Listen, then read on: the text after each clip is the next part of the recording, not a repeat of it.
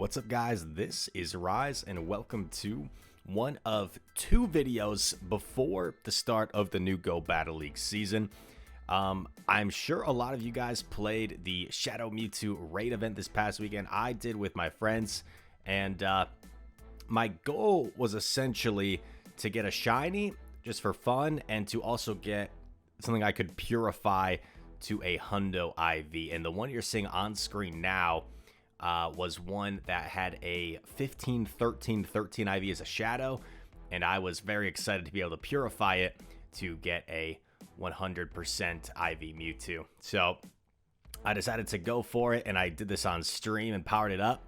And this Mewtwo, this Hundo Mewtwo at level 50 signifies the third Master League Pokemon I have at level 50. So finally, for the first time in Rise career history, I can run 3 level 50 Pokemon in the Master League, and this is probably going to be my team for the foreseeable future until I maybe max out my Metagross and I can put Metagross in there again, because I had been running an under-leveled Metagross with Dragonite and Excadrill. But here we go. We got our Hundo Mewtwo, and we're going to get some Master League action. And I've got this video, and I've got a Catch Cup video to wrap up today, and then tomorrow I'm gonna hit you with everything you need to know about the new Go Battle League season, so stay tuned for that. We decided to go with Ice Beam as our secondary move. That's what chat recommended to me when I was doing these battles live. If you guys want to interact with me live, see me sometimes mauled when I play badly, sometimes tell funny stories, sometimes have funny moments with the chat, funny battles, feel free to go follow me over there on Twitch where I typically stream. I've had a few comments asking like if I intend to do more YouTube streams, and not really. I feel like most of my streaming audience is on Twitch. So I don't know the best way to go about that. As we start things off here, and it looks like editor Chris forgot to speed these up to 1.5 speed. That's gonna go on his performance review. So we're gonna put it to 1.5 speed, and we're gonna get things going. First battle, and as you saw, we lead against Mr. Landorus, a shiny Landorus. And this is kind of a weird matchup, right? I have teammates on Stadium Elite that I will spectate doing like their Master League Factions battle. So I've seen this matchup before. Landorus is almost always going to superpower bait here because they can superpower bait and then land the Stone Edge.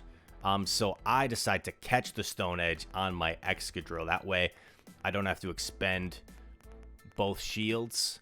And he doesn't appear to have an answer to Excadrill, so I actually just throw my Drill Run right away. The reason I throw the Drill Run is in case he like tried to catch it. Usually Drill Run's gonna be the better move in most matchups.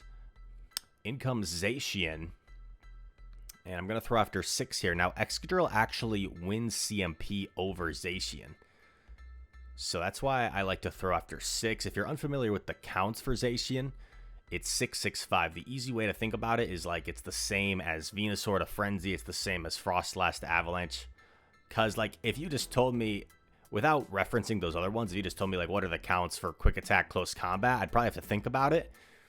But if I just think about it like 8 energy, Fast Move, 45 energy, Charge Move, I can just think about it the same as those other two. Here comes Yveltal. This is kind of awkward. I just went for it to guarantee the shield or a lot of damage, but now this Yveltal has some energy, can basically 2-shot our Dragonite with Dark Pulse. So I'm gonna throw my Claw here. I believe he's 1 off the next Dark Pulse. This is getting a little bit tricky. I throw it here. The problem is this isn't gonna put him into like Psycho Cut down range, so he actually lets it go, and I feel like I kind of have to shield because I don't think I can farm down with Mewtwo, so I'm forced to shield. And then I come in with Dragonite, and I'm gonna bait the Dragon Claw because this way I feel like maybe Zacian can't quick attack me down. I hard swap into Mewtwo. I force Zacian to throw their energy. I think Zacian could have done one more, but it's so hard to keep track at this late stage in the game. Can Dragonite get there? It can, on what looks to be a CMP tie. And Dragonite gonna clutch it. A rare situation where Dragonite beats the Zacian. And we get the win. Let's go. Next battle, queuing up.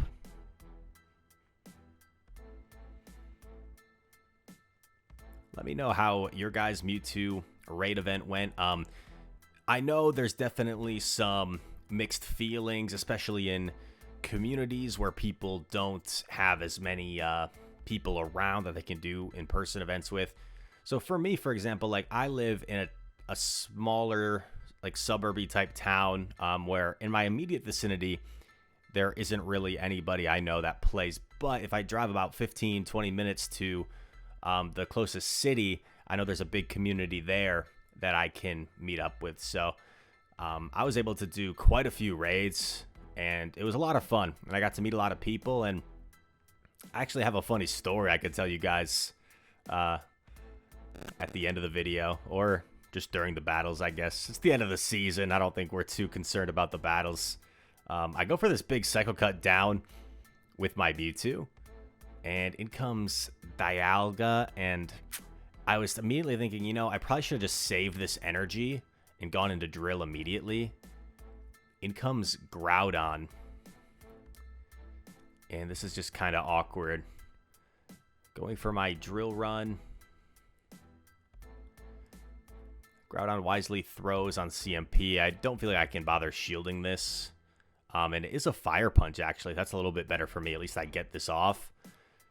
Unfortunately, Groudon can afford to let it go and survive. And now it's like, do I farm down? Do I throw? I didn't want to have to shield here, so I decided to throw energy instead. The problem here now is he shields. I kind of have to shield, but I decided not to. And the thought process was, I didn't feel like if I shield there, that there was any way I was going to get to 2 moves before Dialga got to a Draco. So they got that anyway. But, you know, let's do story time. Let's do story time. It's the last day before the season changes tomorrow.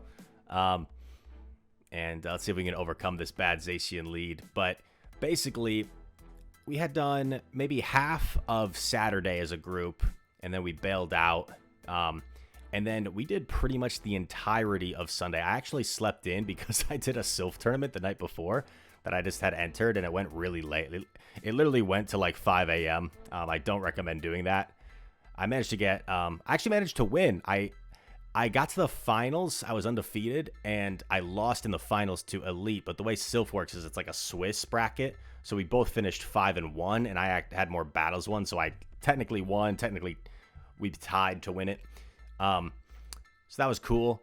So I stayed up to like 5. I was gonna try and get up by like 10 to go downtown to meet my friends. Ended up oversleeping. I wake up. I look at my clock. It says 11 a.m. and I'm like, oh crap! I've got a bunch of missed messages on my phone saying, "Chris, where are you?" And I drive down there. I meet up with them. We do a bunch of raids. We went to Buffalo Wild Wings for lunch, and it's just kind of a fun social aspect of these types of events, just seeing friends. And some of us got really lucky with shinies, some of us not so much. Unfortunately, Braden didn't get a single shiny the whole event in like 40 raids. Greg, however, got 9 shinies in like 40 raids. Unbelievable. So we were all mad at Greg, but the event's winding down. There's like an hour left. A couple of my friends had already left, so it was just me and one other. And I approached a car that had been doing like the previous few raids with us, and I was just kind of making conversation, you know, just meeting new people. And I just was like, so, like, how's your shiny luck been? Did you get some? And they were like, yeah, like this, he's still looking for one, but all the rest of us has gotten one. And how about that, Rise overcoming the Zacian lead against Dragonite? Let's go. Basically, I was like, yeah, well, I'm more into PvP, so I'm just happy that I got a Hundo that I can use for Master League, Purified. And they're like, that's cool. And then it was like quiet, and I was like, so, like, do you guys know next weekend's the Milwaukee Regional? Like, I'm pretty excited for that. Like, a lot of people travel in. And they're like, oh, yeah, heard about that. And I was like, yeah, and like the top 2 people that place at Milwaukee end up getting an invite to the World Championships in Yokohama, Japan. So it's pretty sweet. And they're like, whoa, like that is pretty sweet. And then one guy mentioned, that was the guy that was driving, says, you know, like, yeah, I like watching those. Like, I watch pretty much all the regionals. And I was like, oh, really? Like, very cool. And I'm like, who are some of your favorite battlers? And he's like, you know, well, Dancing Rob, of course, like the world champion. And I'm like, yeah, he's a beast. And he's like, my favorite battle is probably it's Axon, because Axon is like so consistent. He's always top. And I'm like, yeah, man, Axon's insane. He's ridiculous. And then this guy goes like, and also, what's that other guy? Arrow. Like, I like Arrow. Like, he like seems like he has fun on stream. He's like pretty entertaining. So I'm a fan of Arrow. I'm like, you know what's funny is like those 2 are actually my teammates. And for you guys watching that don't know, like I play for Stadium Elite for Factions, which is soon ending, but hopefully something new starts up. But I'm like, yeah, those guys are actually my teammates. And I don't think you're like really registered with him. He's like, teammates, like for what? He's like, oh, okay, that's cool. And then I'm like, yeah, I like competing in these regionals too. They're a lot of fun. He's like, are you like? So he goes, wait, are you like ranked or something? I don't know how to respond to that because I don't know if there's really like a ranking system. But I am ranked number 3 on Sylph right now, I think, or no, maybe I've fallen a bit. Maybe I'm like number 5 or 8. But I was like, kind of, I guess. And he's like, oh, okay. And I don't know if they really. I think one of them made a comment like, when someone says they're kind of ranked, like, what does that mean? And basically, at that point, I was just like, have you ever heard the name Rise to Occasion? And the guy, without even like hesitating, goes like, yeah, Rise to Occasion. That's the guy that won Knoxville. And I go, yeah, that's me. And he was like stunned for a second. He was like, he like didn't. It was like he didn't believe me. He's like, wait, what? And then I showed him my my in-game name on my phone, and he's like, well, that's super cool. And the other 2 people were like, yo, like, oh my gosh, like, that's so cool. Like, we've watched your videos before. And it was just a fun interaction. And it made me realize that, like, when I go out and play these events and stuff every time they happen, not every weekend, but like multiple weekends a month usually, right? It's very seldom I ever get like recognized or someone's like, yo, like Rise, that is very, very few times it's ever happened. It happens a lot at like play Pokemon regionals when it's the PvP community. But in probably the last 2-3 years since I got back into the game of doing these events, it's maybe happened a dozen times. If I go to like Go Fest or like in Seattle or Chicago, it happens a lot more. But when I'm playing in my local area, like it's happened probably a dozen times over the last couple of years. So it made me, that whole interaction made me wonder, like, are there people that know of me maybe, but they don't like expect to see me out there? So when in passing, like it doesn't recall. Because the craziest thing to me about the interaction was like, we had done probably like the last 3 raids together.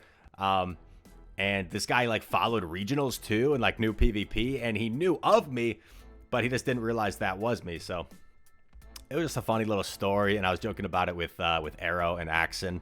And yeah, I'll probably tell that story on stream today or tomorrow. We'll see. I'll do it today because tomorrow will be new season, and we'll be talking all about that. But I was joking about it with Arrow and Axon, and Axon was like, yeah, maybe one day Rise will be as popular where people recognize, because the first 2 battlers, well, the first battler he mentioned was Dancing Rob, but the second 2 were Axon and Arrow. So that was pretty funny. Maybe one day Rise will be as popular as me and Arrow, is what Axon said. And we all laughed. But as the story comes to a close, so do these battles. And Mr. Excadrill is going to try and take down this Rayquaza. There's still a Pokemon lurking in back. We were patient, and it's the Solagalo. Apologies if I'm mispronouncing that. But this was actually kind of high level, if I'm tooting my own horn a bit. Maybe you guys watching, maybe there's a guy named Demetrius. Like, Rise, that was the most obvious play in the world to do. I do that play in my sleep 10 times out of 10. That's what Demetrius just commented. But we're in this situation, right? We knew it was a... Let me just replay this final battle for some legitimate commentary instead of story time. Because remember, this was kind of a good one. So, D-Knight into Ray. I like to throw here immediately, which is kind of risky, right? Because they could get a free sneak. But I kind of like to throw on CMP since they're almost always going to just throw their Breaking Swipe immediately. Sometimes I shield, sometimes I don't. I was a little bit patient there, didn't throw immediately. Otherwise, he would have caught the Psy Strike. So I'm in here against Lugia. I know I can live a Sky Attack, but I kind of wanted to preserve health and energy. So I do shield. I throw my Ice Beam here.